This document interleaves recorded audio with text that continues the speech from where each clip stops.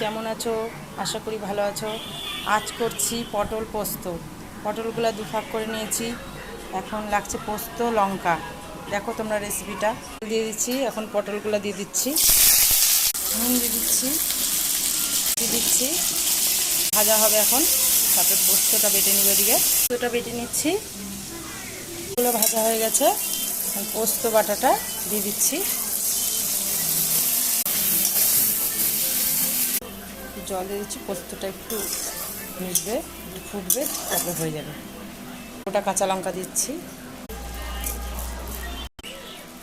আমাদের পটল পোস্ত তৈরি হয়ে গেছে বন্ধুরা।